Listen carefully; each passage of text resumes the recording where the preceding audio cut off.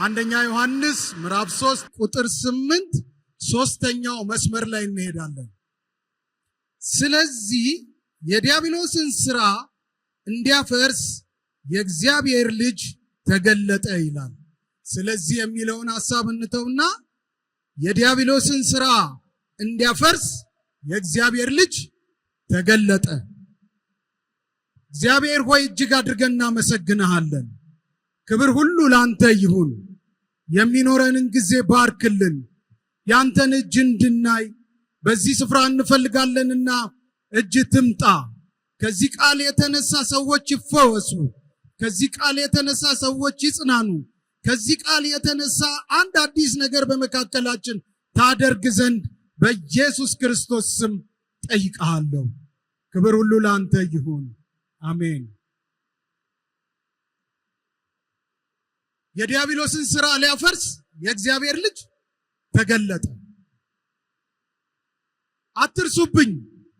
በዚህ ምድር እስካለን ድረስ ዲያብሎስ በሙሉ ኃይሉ ነው የሚሰራው።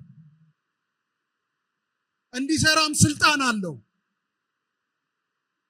እንደገናም ደግሞ አትርሱብኝ፣ ዲያብሎስ የሰው ልጆች ሁሉ ጠላት ነው። ባንተና በሴቲቱ ዘር መካከል የዘላለምን ጥል አኖራለሁ።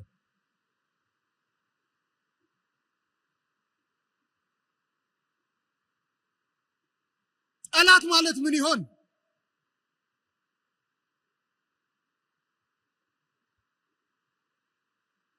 አንዳንድ ጊዜ ሳስበው በእግዚአብሔር ቤት ውስጥ ያለን ቅዱሳን ጠላት ምን እንደሆነ በደንብ ስላልገባንና ጠላትን በምን መንገድ ማስተናገድ እንዳለብን ካለማወቃችን የተነሳ ሕይወታችን ላይ የማናስባቸው እስራቶች አሉ።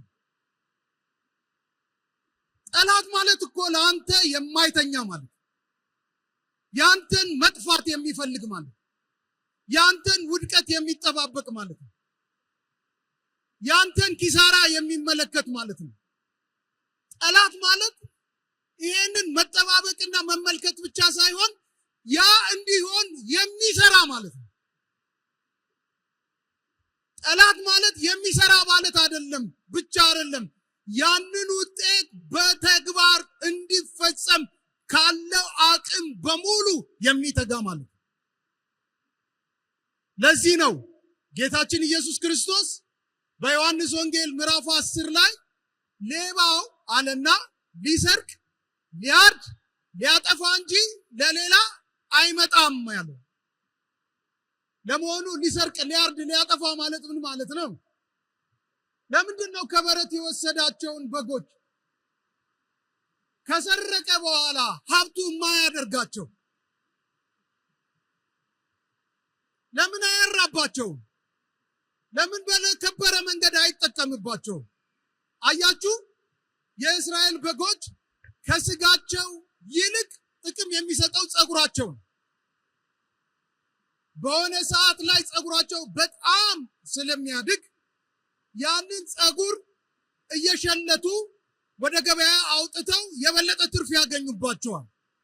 ስለዚህ የበጉ ባለቤት የሆነው የበጉ ወዳጅ የሆነው ያ ከጸጉራቸው የሚገኘውን ጥቅም ለማግኘት ሲል በጎቹን እንደሚገባ ይንከባከባቸዋል፣ ያራባቸዋል፣ ያበዛቸዋል። በበዙ ቁጥር ከጸጉራቸው ይጠቀማል። ልክ እኛ በበዛን ቁጥር ከጸጋችን እግዚአብሔር እንደሚጠቀም፣ ከምስጋናችን እንደሚከብር እንደዚያ አድርጎ ይንከባከባቸዋል። ይሄ ጠላት የተባለው ግን ስለ በጎቹ ደንታ የለውም። የሱ ጉዳይ የሚያገኘው ጥቅም ብቻ ነበረ። ስለዚህ ከመንጋው ያወጣቸውና ወስዶ ሩቅ ስፍራ ያርዳቸዋል። ጸጉራቸውን ሸልቶ ከወሰደ በኋላ በጎቹን በአንድ ሰብስቦ ያቃጥላል። በቃ የበጎቹ ዋስትና የሚያበቃው የተሰረቁለት ነው። እግዚአብሔር ከመሰረቅ ያድነን። እየሰማችሁኝ ነው ወይ? አጠገብ ያለውን ሰው እግዚአብሔር ከመሰረቅ ያድን በለው። ጠላት የሰረቀ ዕለታ ነው ያንተ ነገር ያበቃው። ከሰረቀ በኋላ አንተን የሚያቃጥልበት መንገድ ነው የሚፈልገው። አንተን የሚያጠፋበት መንገድ ነው የሚፈልገው። ለመሆኑ ጠላት እንዴት አድርጎ ነው የሚሰርቀው? የራሱ ግዛት ውስጥ የሚያስገባው ሰዎችን ያለን ጊዜ አጭር ስለሆነ አንድ የአምልኮ ጊዜ ስለሆነ በጣም መሰረታዊ የሚባሉትን መንገዶች ሰብሰብ አድርገን ብናይ ያዋጣናል፣ ጊዜው ስለማይበቃን።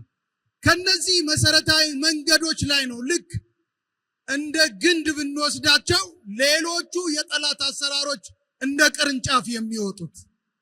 እነዚህን ጠላት የሚጠቀምባቸውን 3 መንገዶች በደንብ ካወቅናቸው ቅርንጫፎቹ ይህን ያህል የሚያስቸግሩ አይመስለኝም። ሰይጣን የሰው ልጆችን በዋናነት በምን ይሰርቃል ብትሉኝ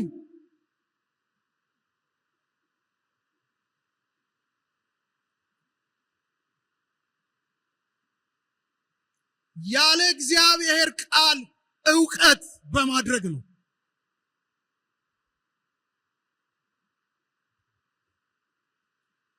አባባ ኬዳሞ በሕይወት እያሉ ከእሳቸው ጋር አንድ ቦታ ላይ መሄድ ችዬ ነበረ። አብዛኛው ከ3 ከ4 ዓመት በፊት የነበረኝ አገልግሎት ለረጅም ዓመት በክፍለ ሀገር ነው እና 4 ወንዝ ተሻግራችሁ የምትሄዱበት ራቅ ያለ ስፍራ ስሙን ብነግራችሁ ልታውቁት የምትችሉ አንዳንዶች፣ ግን ለጊዜው አስፈላጊ አይደለም የአካባቢውን ድካም ስለማወራ አቋርጠን ሄድንና እዛ አካባቢ ያሉ ቅዱሳኖች በከፍተኛ መንፈሳዊ ጉስቁልና የተመቱ ነበሩ። ጸሎት አለ፣ ዝማሬ አለ፣ ፕሮግራም አለ። አንድም ጊዜ ግን ሰዎች የእግዚአብሔርን ቃል ሲያነሱ አታዩ። እናም በጣም ቀላል የሚባል ጥያቄ ጠየኳቸው። መጽሐፍ ቅዱስ ላይ ከ10 ሰላዮች መካከል እከሌ የሚባለውን ሰው ታውቃላችሁ አልኳቸው። ምናልባት እናንተም ብጠይቅም ላታውቁ ትችላላችሁ። ሰፈጥ የሚባለውን ሰው ታውቃላችሁ? አታውቁም። ግድ የለም፣ አለማወቃችሁ ጥሩ ነው። ምክንያቱም የዛ ሰው ታሪክ በመቃብር የቀረ ስለሆነ ችግር የለውም። እሱን አለማወቃቸው ትክክል ነበረ። ግን ደግሞ ሰው ሁሉ ያውቀዋል ብዬ የገመትኩትን ካሌብን ብዬ ስጠይቃቸው ካሌብን የሚያውቅ ሰው የለም እናንተዬ። አብርሃም ብሉይ ኪዳን ላይ ይሁን አዲስ ኪዳን ላይ እንደሆነ የሚያውቅ የለም። አረ እንዲያውም በብሉይና በአዲስ ኪዳን መካከል ያለውን ልዩነትም የሚረዳ ሰው የለም።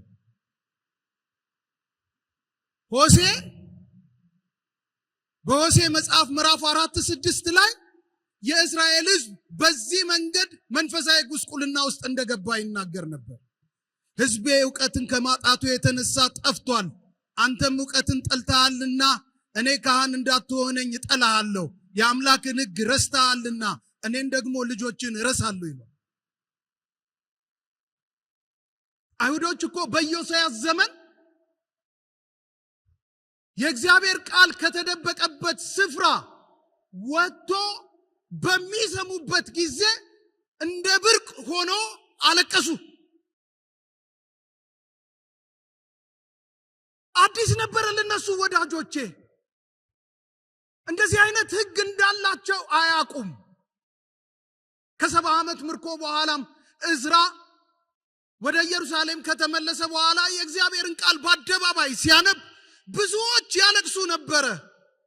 ረስተውታል። እግዚአብሔር ሕግ ሰጥቷቸው ነበር።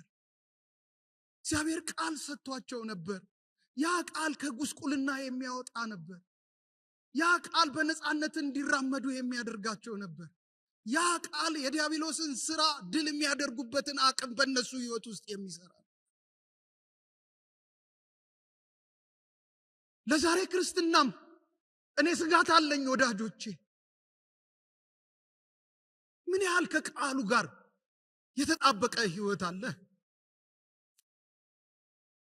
አንድ የሞኝ ጥያቄ እጠይቃለሁ ብዙ ጊዜ 730 ዳቦ መብላት የሚችል አለ ብዬ እጠይቃለሁ። ብዙ ሰዎች እናንተ በልባችሁ እንደሰቃችሁና ግማሾቻችሁን ፈገግ እንዳላችሁት ፈገግ ብለውና እውነትም ሞኝ ነህ ይሉኛል።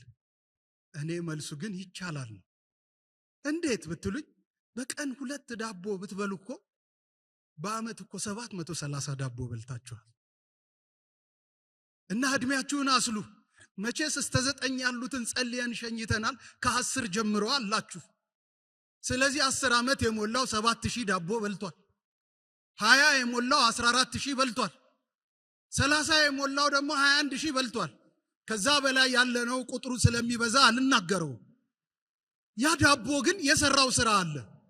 አሁን ያስከውን ቁመና፣ አሁን ያስከውን ውበት፣ አሁን ያስከውን በቃ ፊዚካል ስትሬንግስ የሰጠ ያ የበላው ዳቦ ነው። በእግዚአብሔር ቤት ውስጥ ምን ያህል ኑሮ ይሆን? 10 ዓመት 20 ዓመት 30 ዓመት በዛ ባስቆጠርከው ልክ ምን ያህል መንፈሳዊ ህይወትህን መግበሃል? ካልተመገበ እኮ 30 ዓመት አስቆጥረህ በቀን 2 ገጽ ከነፈከው መንፈስህን ገና እንደ 1 ዓመትና እንደ 2 ዓመት ህፃን ልጅ ቀንጭረሃል። ይሄ ብዙ ሐኪሞች ስላላችሁ እዚህ ቦታ ላይ እሱን ባወራ እንዳትስቁብኝ። ትክክል ከተናገርኩ ያው ዶክተር አጠገ ማል ኒውትሪሽን ነው የሚባለው። ብዙ መንፈሳዊ ህይወት ማል ኒውትሪሽን ውስጥ ነው ያለው። 30 ዓመት አስቆጥሯል። የበላው እንጀራ ግን ከ10 ገጽ አይበልጥም፣ ከ20 ገጽ አይበልጥም። መጽሐፍ ቅዱስን ጨርሶ አልተመገበውም። ስለዚህ ቃሉን ያልተመገበ ሰው ለጠላት ስራ የተጋለጠ፣ ጠላት በቀላሉ ያገኘዋል። ሰርግ ብሏል ኤርሚና። ኤርሚዬ ወዳጄ ነው፣ በጣም ወደው የሰርግ ነገር አይነት እጮኝነት ጥያቄ ለማቅረብ ነው ብሎ አሉ። እኔ አሉ ነው የሰማሁት። ማን እንደተናገረው አላቅም። እህቴ አንቺ በረንዳ ላይ ቆመሻል አላት። እናም እኔ በመስኮት መጣውና አበባ ሰጥሽ ፈገግ ብለሽ ተቀበልሽኝ አላት። በመንፈሳዊ መንገድ ማሽኮርመም መሆኑ ነው። እህቴ ደግሞ በመንፈሳዊ ህይወቷ ከእግዚአብሔር ቃል ጋር የተለየ ህብረት ያላት ስለነበረ የሰውየው አመጣጥ ስላላማራት በበር የማይመጣ ሌባ ነው ተብሎ ተጽፏል አለችው አሉ። ወዳጄ የእግዚአብሔርን ቃል ካላወቅ ጠላት በቀላሉ በፈለገው አቅጣጫ ወደ ቤት ይገባል።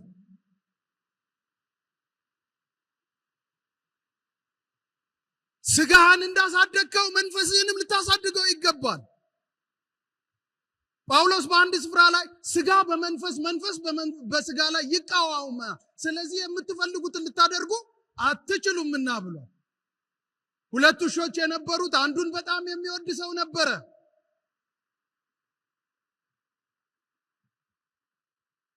እና አንደኛው ጉልበተኛ ሆኖ ሌላውን ውሻ እየነከሰበት አስቸገረው። እና አንድ ብልህ አዋቂ ጋር ሄደና ምን ላድርግ ብሎ ጠየቀ። ቀላል ነው፣ ለምትወደው አብላው፣ ለምትጠላው ደግሞ ከልክለዋል። ያን ምክር ሰጠ። ሄዶ የሚወደውን ውሻ አበላ፣ ለዛኛው እንዲኖር ያልሰጠው። ስለዚህ አበላው፣ አሸናፊ ሆነ። ወንድሜ እህቴ አንድ ነገር ልንገርህ፣ እንደ ስጋ መንፈስህን ብትንከባከበው እንዲያውም በተሻለ ለመንፈሳዊ ህይወት የምትጠነቀቅ ከሆነ ከእግዚአብሔር ቃል ጋር ተጣበቅ። የእግዚአብሔር ቃል በሌለበት ፈውስን መሻት ከንቱ ነው። የእግዚአብሔር ቃል በሌለበት የተለየ መንፈሳዊ እንቅስቃሴ መፈለግ ከንቱ ነው። ዛሬ የኢትዮጵያ ቤተክርስቲያን ውድቀት እዚህ ላይ ነው የተመሰረተው።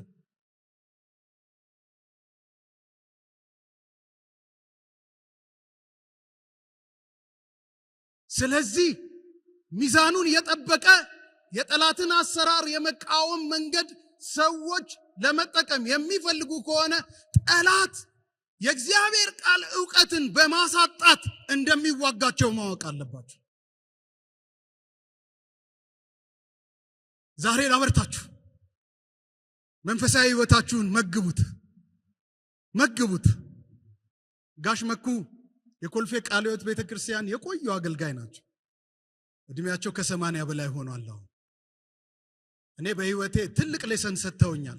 90ዎቹ አካባቢ ከባድ መንፈሳዊ እንቅስቃሴ እናደርግ ነበር። ያኔ እነ ዶክተር አለማየሁ መሪዎቻችን ነበሩ በህብረት ደረጃ እና ኮልፌ ቃለ ሕይወት ላይ ማድረስ የሚገባኝ የህብረቱን እንቅስቃሴ የሆነ ነገር ነበረ። በትክክል አላስታውሰው። ደስታዬም ነበር ያን ጊዜ። መጽሐፍቶች ናቸው ስልጠና ልንሰጥ መጽሐፍቶች ልናደርስ ነው። እናም ያን መጽሐፍ ይዤ ለጋሽ መኩ ልሰጣቸው ስል እዛው ቆየኛሉ ደጅ። እሺ ብዬ ቆየው።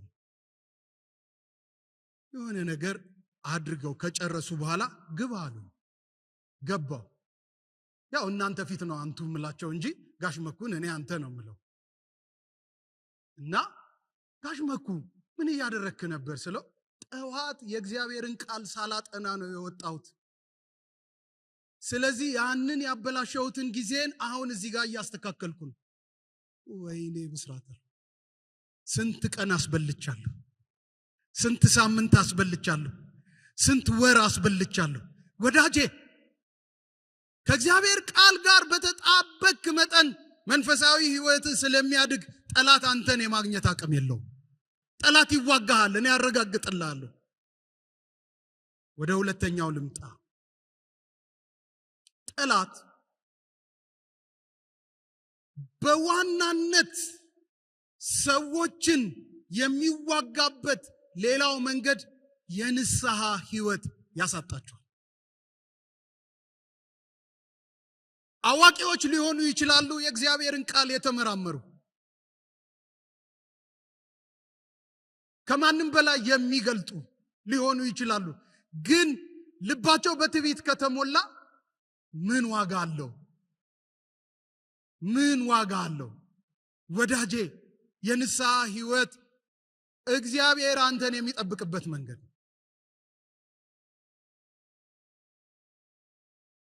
መቼስ በጸጋ ዘመን እንዴት እንደዚህ አይነት መልእክት ሊኖር ይችላል ልትሉኝ ትችላላችሁ። እኔ ደግሞ ላረጋግጥላችሁ፣ ጸጋ ራሱ የሚመጣው ከንስሐ የተነሳ ነው። እግዚአብሔር ለትሑታን ጸጋን ይሰጣል፣ ትዕቢተኞችን ይቃወማል። ስላወክ የእግዚአብሔርን ሥራ ልትሰራ አትችልም። ስለተመራመርክ የእግዚአብሔርን ሥራ ልትሰራ አትችልም። ብዙ ኤክስፒሪየንስ ስላለህ የእግዚአብሔርን ቤት ልትሰራ አትችልም። ልብ የተዋረደ ሲሆን እንጂ። ያለበለዛ በዲያብሎስ ልብ ይነፋና የእግዚአብሔርን አጀንዳ ትስተዋለህ።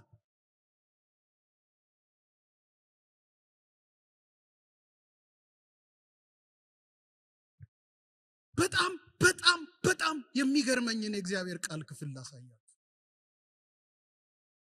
በጣም እስከ ዛሬ ድረስ የማይገባኝ ብዙ ጊዜ የልደት ጊዜ ነው ይሄ ቃል የሚነበበው። ማቴዎስ ምዕራፍ 2 ከቁጥር 1 እስከ 6 ያለው። ልብ በሉ፣ የተስፋ ቃል የሌላቸው፣ ልብ በሉ፣ ከአይሁድ ወገን ያልሆኑ፣ ልብ በሉ፣ በእነሱና በኢየሩሳሌም መካከል በዘመኑ ከ5 ወር በላይ በእግር የሚያስኬድ ርቀት ላይ የተቀመጡ 70 ሰገሎች የተወለደው የአይሁድ ንጉሥ ወዴት ነው? ኮከቡን አይተን ልንሰግድለት መተናልና ብለው ሄሮድስን ጠየቁ። ሄሮድስ ደነገጠ። ከዛ ጸሐፊያዎችን፣ ይሄ መጽሐፍ ቅዱስን የሚያውቁ፣ በዛ ዘመን መጽሐፍ ቅዱስን ብቻ ማወቅ አይደለም፣ ለመጽሐፍ ቅዱስ አተረጓጎም የሚረዳ እንደገናም ደግሞ የእስራኤልን ሕግ ሊጠብቅ የሚችል ሌሎች መጽሐፍቶችን በተጨማሪ የሚረዱ ሰዎች ናቸው እነዚህ። እና የአይሁድ ንጉሥ ወዴት ነው የሚወለደው ብሎ ጠየቃቸው። እነሱ እንደዚህ መለሱ፣ አንቺ ቤተልሔም ሆይ የይሁዳ ምድር ከይሁዳ ገዢዎች ከቶ አታንሽም፣ ሕዝቤን እስራኤልን የሚጠብቅ መስፍን ካንቺ ይወጣልና ተብሎ በነቢይ ተጽፎ በይሁዳ በቤተልሔም ነው አሉት። ዋው ያሰኛል አይደል? እኔን ግን አስደንግጦኛል። ያውቃሉ፣ ቃሉን ያውቃሉ፣ የት እንደሚወለድ ስፔሲፊክ።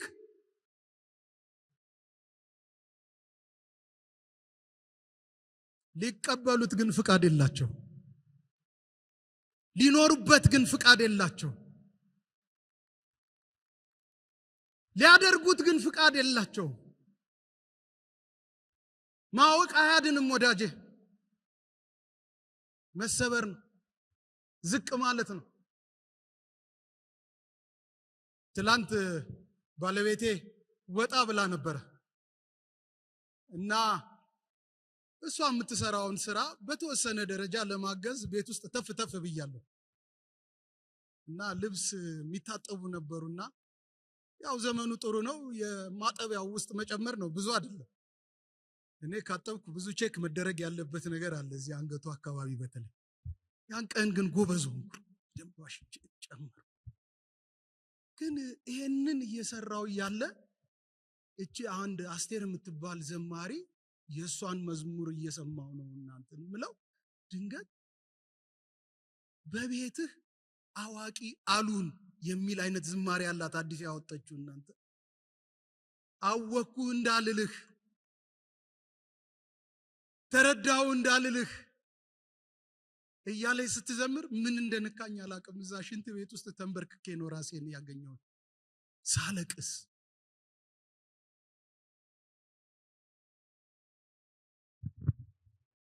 ዲያብሎስ መቼ አግኝተዋል መሰለ ወዳጄ?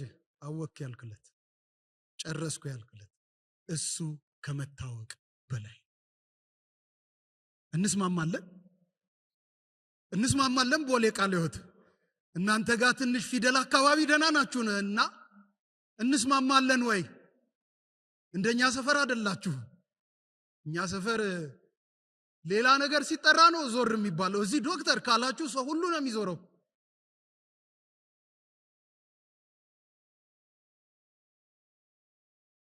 እና መማርን የመሰለ መልካም ነገር የለም። በጣም የተማሩና በጣም በትምህርት የተለወጡ ሰዎችን ጠጋ ብላችሁ ስታዩ መማር ምን አደረገ ስትሏቸው እውነተኛ ተማሪዎች ፈሪ ያደረገኝ ነው። እንደ ጻፊያዋን የሆነ ትምህርት ካንተ ይጥፋ። ፈሪ የሚያደርገው እርሱ እንድታከብር የሚያደርግህ ዝቅ እንድትል የሚያደርግህ ነገር እግዚአብሔር ይስጥህ። እንደዚህ የጻፊያኖቹ አይነት አስተሳሰብ ከንስሐ ልባቸው እንዲርቅ አድርጓቸዋል። ሶስተኛ ምናልባት የዛሬ ዋና መልእክቴ ዲያብሎስ ሰዎችን ያጎሳቁላል።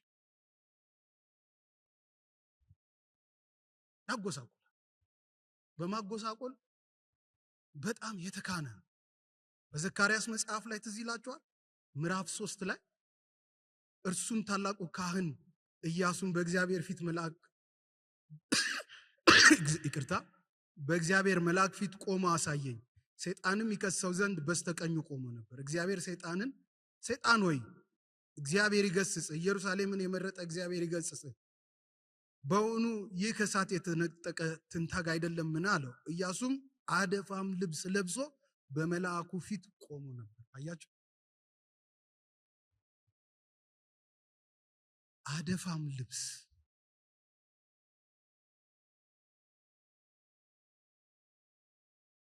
ለአንድ ካህን ይህ ቃል እጅግ መራሩ።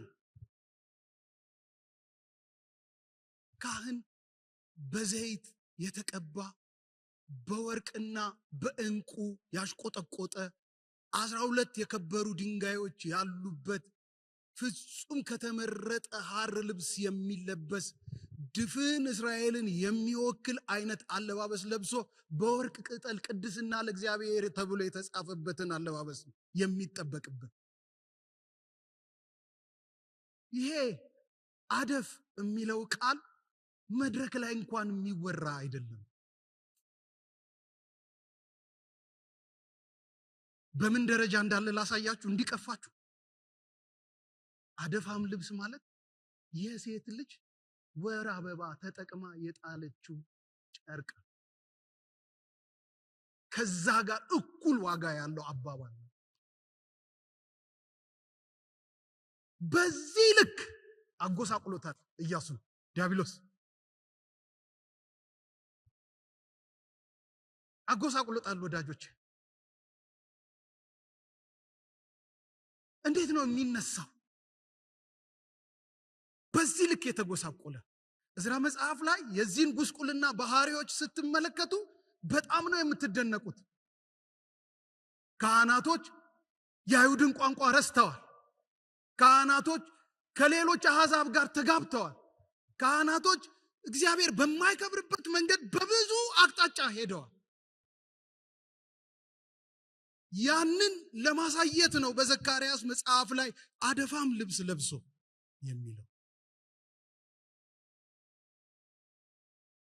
መጽሐፍ ቅዱስ ትምህርት ቤት የሚያስተምሩ ሰዎች መልእክት ይላሉ፣ የእግዚአብሔር ቃል ይላሉ። የእግዚአብሔር ቃል ሚዛን መጠበቅ አለበት ይላሉ። እንዴት? ድካምን ብቻ አውርቶ ወይም መውደቅን ብቻ አውርቶ ያለቀ ከሆነ የእግዚአብሔርን የማንሳት ስራ የማያሳይ ከሆነ ትምህርት ወይም ደግሞ መልእክት ሙሉ ነው ለማለት ያስቸግራል ይላሉ። ልክ ነኝ አይደል? ስለዚህ አሁን የነገርኳችሁ የውድቀትን አቅጣጫ ብቻ ስለሆነ ምናልባት ንስሐ ባለመግባት የደከማችሁ፣ ምናልባት ከእግዚአብሔር ቃል ዕውቀት ጋር ያልተጣበቃችሁ፣ ምናልባት በተለያየ ጉስቁልና ያላችሁ ሰዎች መውጫ የለኝም እንዳትሉ። አያችሁ፣ የዲያብሎስን ስራ ሊያፈርስ የእግዚአብሔር ልጅ ተገልጧል። ይሄን ሁሉ ስራ ሊያፈርስ ከሰማይ ጌታችን ኢየሱስ ክርስቶስ መጥቶልናል። አየ፣ በማርቆስ ወንጌል ላይ አሁን ያሳየኋችሁን በሙሉ አንድ መደዳ ላይ ጽፎት ይነገራል። ሄደን እንመልከተው። በማርቆስ ወንጌል ምዕራፍ 1 ከቁጥር 14 እስከ 15 ታውቃላችሁ። የማርቆስ ወንጌል ይሄ የአክሽን ሙቪ አይነት ባህሪ ነው ያለው። አንድን ነገር ይናገራል፣ ሪዞሉሽን ይሰጣል፣ ከዛ ወደሚቀጥለው አክሽን ይሄዳል ወደሚቀጥለው። ስለዚህ ወዲያውም የሚል ቃል ይጠቀማል። ይሄ ወዲያውም የሚለውን ቃል በማርቆስ ወንጌል በዚህ 16 ምዕራፍ ውስጥ ከ41 ጊዜ በላይ ታገኙታላችሁ። እና ጌታ ኢየሱስ ክርስቶስ ወደ ምድር ሲመጣ መጀመሪያ ያደረገው ምዕራፍ 1 ቁጥር 14 እስከ 15 ላይ ዮሐንስም አልፎ ከተሰጠ በኋላ ኢየሱስ የእግዚአብሔርን መንግስት ወንጌል እየሰበከና ዘመኑ ተፈጸመ፣ የእግዚአብሔርን መንግስት ቀርባለች፣ ንስሐ ግቡ፣ በወንጌልም እመኑ እያለ ወደ ገሊላ መጣ። አስምሩባት፣ ንስሐ ግቡ የጌታችን የኢየሱስ ክርስቶስ መልእክት ነው።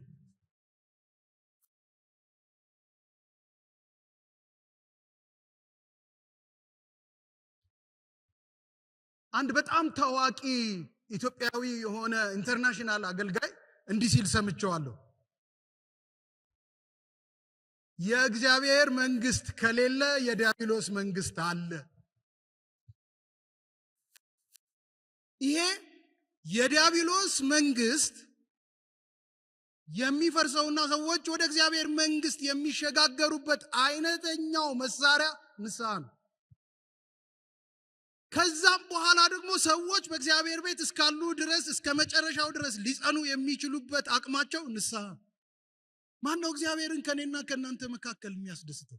ሐዋርያው ዮሐንስ ይህንን አይደለም ይነግረን? ኃጢአት የለንም ብንል እርሱን ምን እናደርገዋለን? ሐሰተኛ እናደርገዋለን። ስለዚህ ጌታችን ኢየሱስ ክርስቶስ በምድር በሚመላለስበት ጊዜ በሄደበት ስፍራ ሁሉ ሰዎችን በንስሐ ይጠራቸው ነበር። በንስሐ የተመለሱቱ ከዲያብሎስ መንግስት በአንድ ጊዜ ወደ እግዚአብሔር መንግስት ሽፍት ያደርጋሉ። ለተቀበሉት በስሙ ሊያመኑት የእግዚአብሔር ልጆች የሆኑ ዘንድ ስልጣንን ሰጣቸው ይላል። ዛሬም እድል አለ። እዚህ የተቀመጣችሁ ጌታ ኢየሱስ ክርስቶስን ያላመናችሁ የእግዚአብሔርን መንግስት የምንወርስበት ብቸኛው መንገድ በንስሐ የጌታ ኢየሱስ ክርስቶስን አዳኝነትና ጌትነት መቀበል። ዛሬም በተለያየ የህይወት እስራት ውስጥ ያላችሁ ሰዎች አላችሁ። ዲያብሎስ እናንተን ያጎሳቆለው ከእግዚአብሔር ጋር ባላችሁ ሪሌሽንሺፕ፣ ከእግዚአብሔር ጋር ባላችሁ ህብረት ጌታን ደስ የማያሰኘው የሥጋ ሥራ ስለበረታባችሁ ነው። ስለዚህ ዛሬ የንስሐ ዕድል ጌታ ኢየሱስ ይሰጣችኋል። ተስማማላችሁ? ግዴላችሁም አላችሁና አሜን በሉ። ግዴለም ቀጠለና እንዲህ አለ በማርቆስ ወንጌል ምዕራፍ 1 ቁጥር 21 ላይ ወደ ቅፍርናሆም ገቡ። ወዲያውም በሰንበት ወደ ምኩራብ ገብተው አስተማረ። እንደ ባለስልጣን ያስተምራቸው ነበር እንጂ እንደ ጻፎች አይደለምና በትምህርቱ ተገረሙ። ይሲ ጻፎች አስተማሪዎች ነበሩ። የጌታ ኢየሱስ ክርስቶስን መምጣት እንኳን ሳይቀር ፊገራውት አድርጎ መናገር ይችላል፣ ግን አይኖሩበትም። ግን የሚናገሩት ነገር ጉልበት አልነበረው። ከዲያብሎስም እስራት ሰዎችን አያላቅቅም ነበር። ጌታ ኢየሱስ ባስተማረ ጊዜ ግን የሆነ የሚገለጥ ስልጣን አለ። ያ ስልጣን ደግሞ ሰዎችን በእግዚአብሔር ዕውቀት እየሞላ ከዲያብሎስ መንግስት የሚያላቅቃቸው ነው። በነገራችን ላይ የአዲስ ኪዳን አይነተኛው አገልግሎት ማስተማር። ይሄንን በፈውስ ሰዓት መናገር ከባድ ቢሆንም ያለ ትምህርት የሆነ ፈውስ ግን ገደል ይዞን ስለሚሄድ ማስተማርን ቦታ አሳጥተን ፈውስን ወደ ላይ አናስገባው። እኔ ፈውስ አገልጋይ በቤተ ክርስቲያኔ የማክሰኞ ፕሮግራምን በፈውስ እመራለሁ፣ አገለግላለሁ። ብዙ ነገሮች ሲሆኑ አያለሁ። አጋንንቶች ይጮሃሉ፣ ሽባዎች ይተረተራሉ። መኪና ገይቷት የመጣች ባለፈው 15 ቀን መኪና ገይቷት የመጣት 2 ልጆቿን አቅፋ ስትመለስ አይቻለሁ።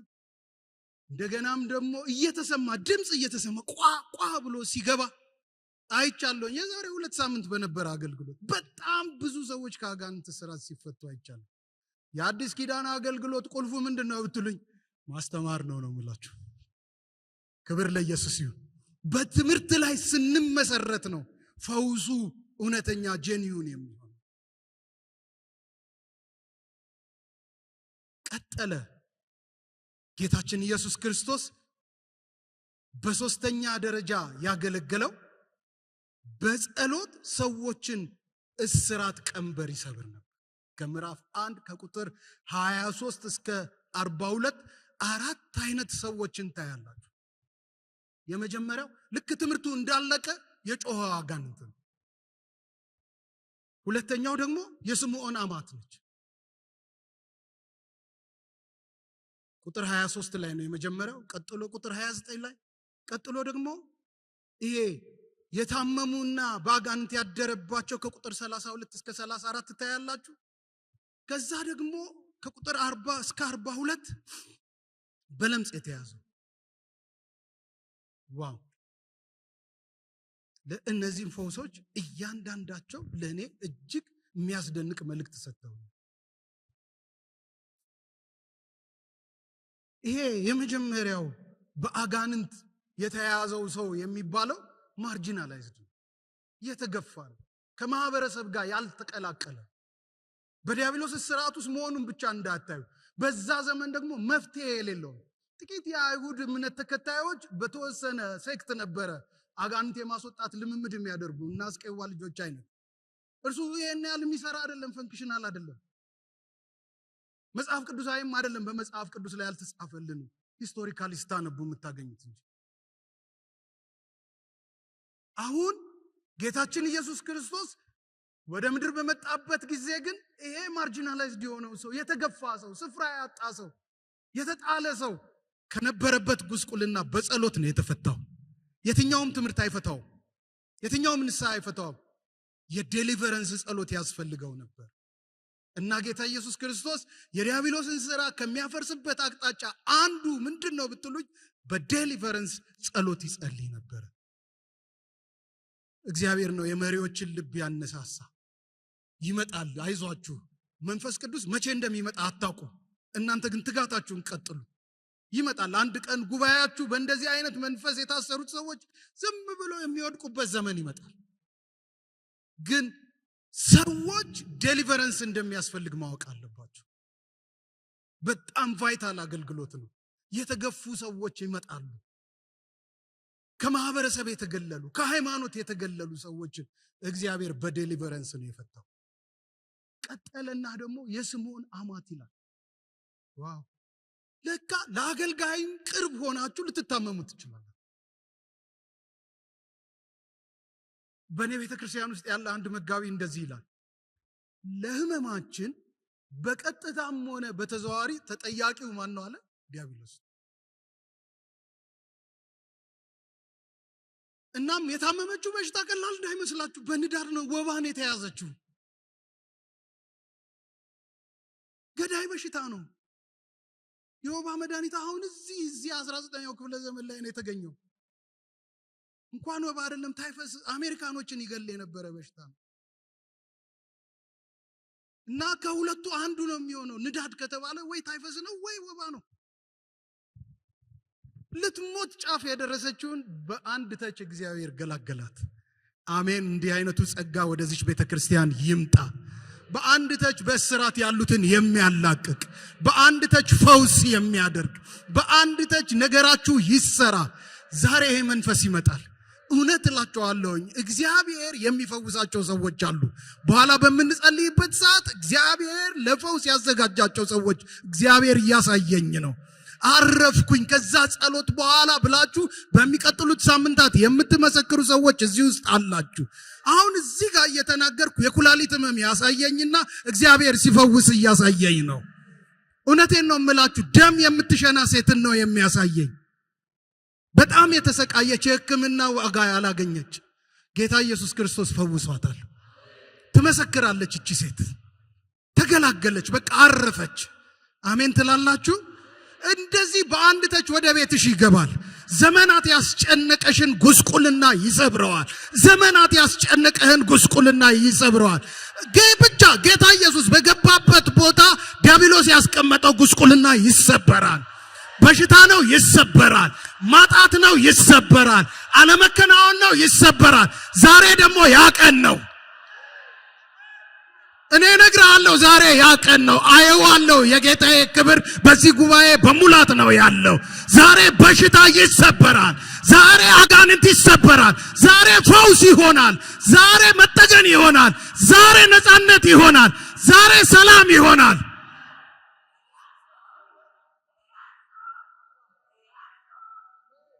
ያዛት፣ ያችን ሴት ያዛት። እየተፈወሰሽ ነው። ከኋላ አሁንልኝ እባክህ።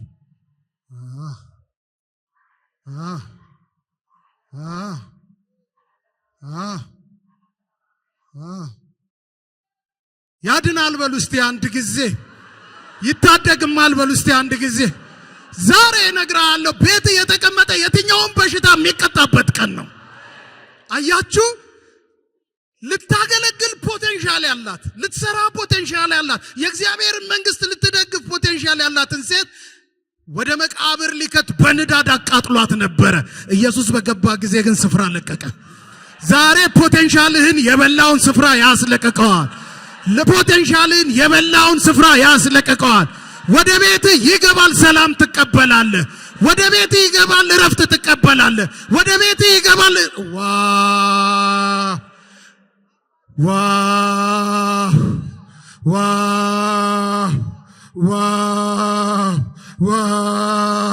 ዋው! እናንተ የጌታን እጅ አየዋለሁ። በጉባኤ መካከል አንድ የሆነ ነገር እየሆነ ነው። አንድ የሆነ ነገር እየሆነ ነው። የማህፀን በሽታ ሲፈወስ ነው የሚያሳየኝ።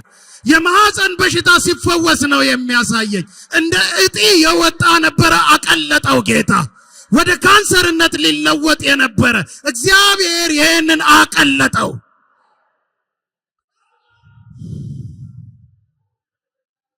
የሚገርም ነው። የሚገርም ነው። የሚገርም ነው። የሚገርም ነው። ይኸውላችሁ አሁን አንደኛ አለና አንድ ኢንዲቪጁዋል ነው የፈወሰው። አጋንንት ስራት አወጣ። ሁለተኛ አለና ደግሞ አንድ ኢንዲቪጁዋል ነው ምን ያደረገው? ከንዳድ እሳት ይፈውስ። ይሄ በአንድ ጊዜ ተሰማ። አያችሁ፣ እግዚአብሔር የፈውስን አገልግሎት እንደ ሻኩራ ነው የሚጠቀምበት። ካህኑ ሻኩራ የሚያደርግበት በህይወት መኖሩን ለመናገር አይደለም። ስለዚህ ቦሌ ቃለ ሕይወት በህይወት መኖሯ ይነገር ዘንድ የፈውስ አገልግሎት ብርቆ አይሆንም። ከዚህ በኋላ የፈውስ አገልግሎት በማዕከሏ ይገለጣል። አጋንንቶች ይሰበራሉ፣ ፈውስ ይሆናል፣ እውነተኛ ትንቢቶች ይመጣሉ፣ ታላላቅ ስራዎች ይሰራሉ። ቀንበር ይሰበራል። እና ያንን የሰሙ ጠቅላላ በአጋንንት የታሰሩትን ጠቅላላ የታመሙትን ሰው በእነስምዖን ቤት በረንዳ ላይ ሞሏቸው፣ ሁሉን ፈወሳቸው። አሜን ትላላችሁ? ወደ እርሱ የሚመጡትን ሁሉ የሚፈውስ ጌታ በዚህች ቤተክርስቲያን አለ።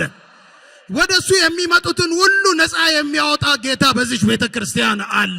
ያላሰባቸዋቸውን ሰዎች ማስነሳት ይጀምራል። ያላሰባቸዋቸውን ሰዎች ትንቢት ማናገር ይጀምራል። ያላሰባቸዋቸውን ሰዎች በአጋንንት እሳት ይቀባቸዋል። በቤተ ክርስቲያናችሁ እንደዛ ነው የሚሆነው። ይጠራል፣ የሚፈወሱትንም ይጠራል፣ ፈውሱንም እሱ ያደርጋል። እናንተ ግን ምልክት ትሆናላችሁ። ጌታ ኢየሱስ ክርስቶስ በዛ ዘመን የነበረውን የዲያብሎስ እስራት በዴሊቨረንስ እና በሂሊንግ ገልጦት ነበር። ቀጠለና ደግሞ ለምጻሙን ሰው ነው።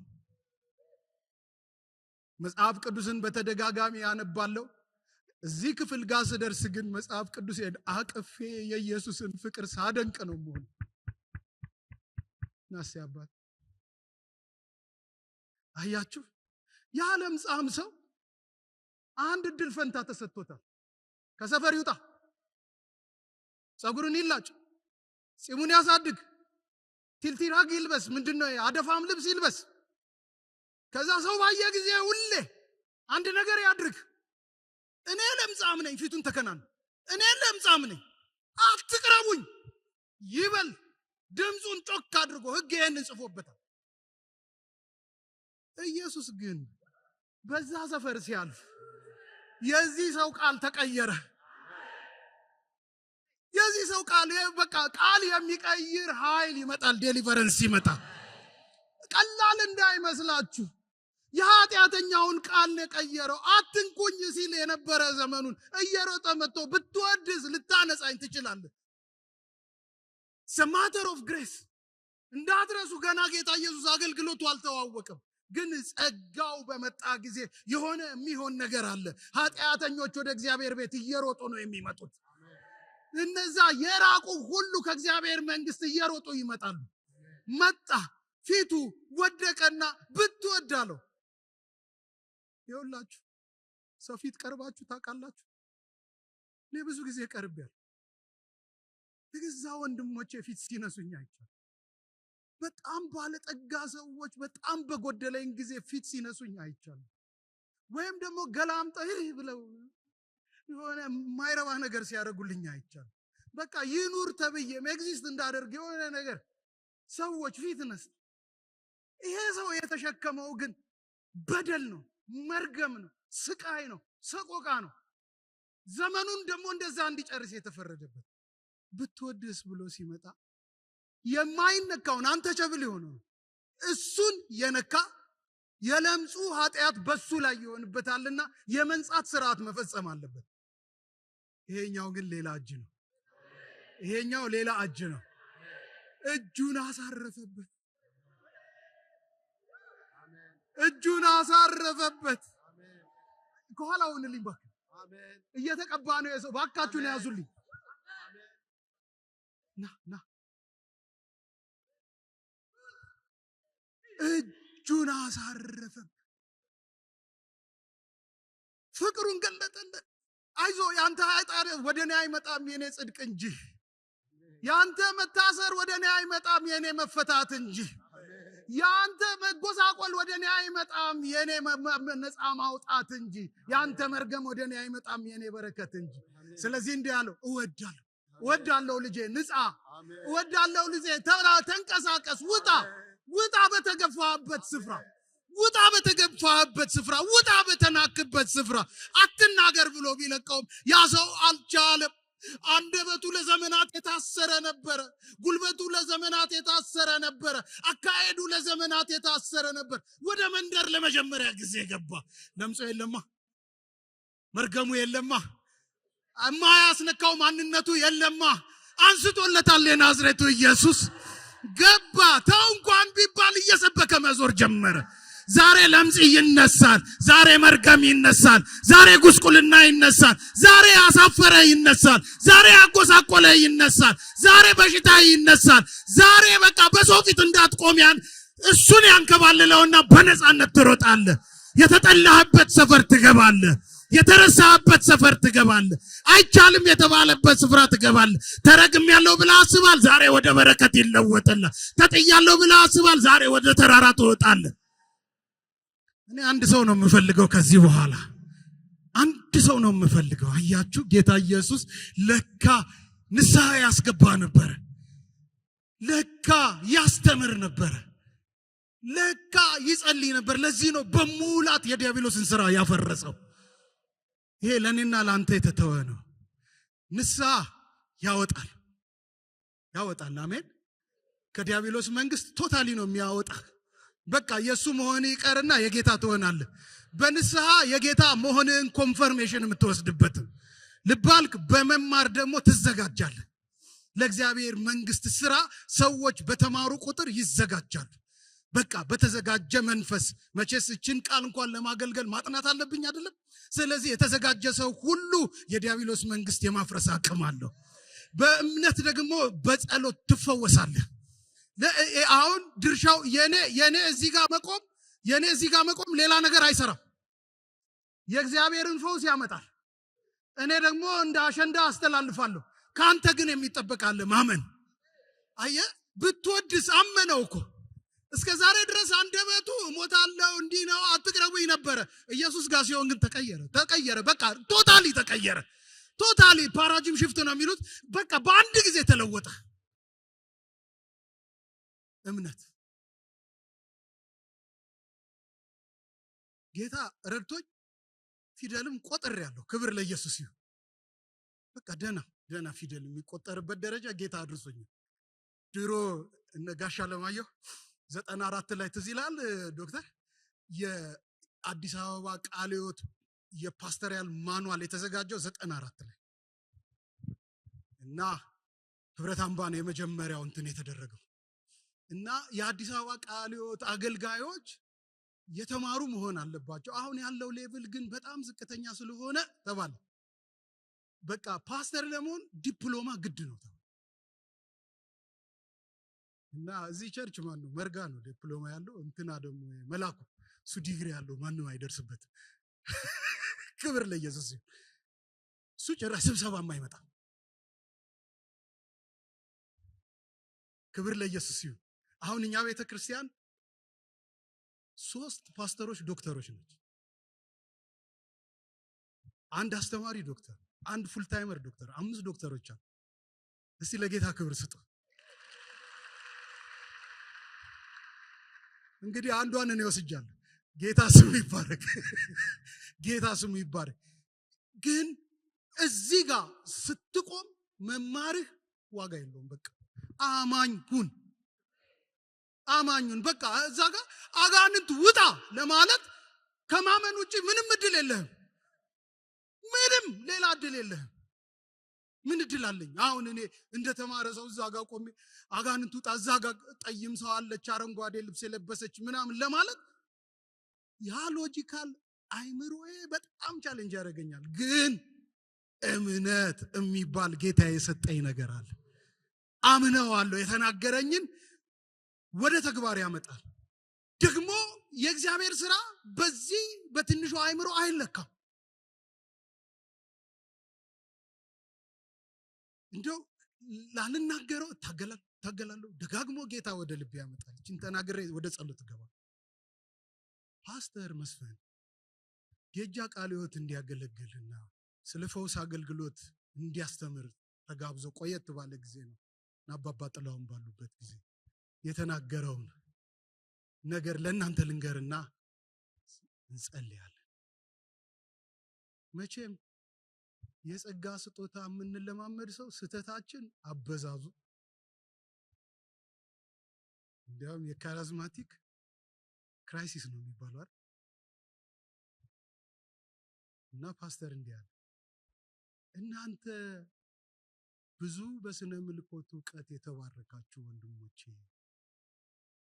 ባለፉት 20-30 ዓመት አገልግሎታችሁ አንድም ቀን ሳትሳሳቱ ነው እዚህ የደረሳችሁ? የለም አሉ ሁሉም። ኧረ ብዙ ስህተት ሰርተን እሴም ወይ ካሪዝማቲክም ላይ የተወሰኑ በምህረት ሊታለፉ የሚችሉ ነገሮችን መፍቀድ እኮ ክፋት የለውም ብሎ ተናገረ። በቃችን እንደ ምሳሌ ያዙልኝ።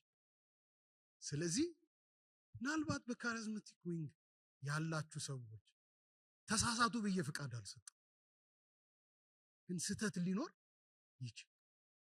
ያን ስህተት ለመታረም ተሳስቻለሁ ይቅር በሉኝ ለማለት መዘጋጀት። የፓስተር መስፍን ትልቁ ጉልበት ምንድን ነው ብትሉኝ፣ ያ ሁሉ ምስክርነት ከተደረገ በኋላ ይቆምና እነዚህን መልካም ነገሮች ሁሉ የሰራው ማን ነው ይላል? እግዚአብሔር ብቻውን። ማንም እዚህ ውስጥ ሊገባ አይችልም። ነገር ግን ይሄ ስራ ሲሰራ ብዙ ስህተቶች ተሰርተዋል። እነዛን ደግሞ የሰራ ነው እኔና ከኔ ጋር አብረው የሚያገለግሉ። ስለዚህ ጌታ ይቅር ብሎናል፣ እናንተ ደግሞ ይቅር በሉን ብሎ ይንበረከካል። እንደዚህ አይነት ልብ ይኑራችሁ፣ በጸጋ የምታገለግሉ። እናንተም ደግሞ የመቀበል ልብ ይኑራችሁ፣ በባላንስ የምታደርጉት ሰዎች።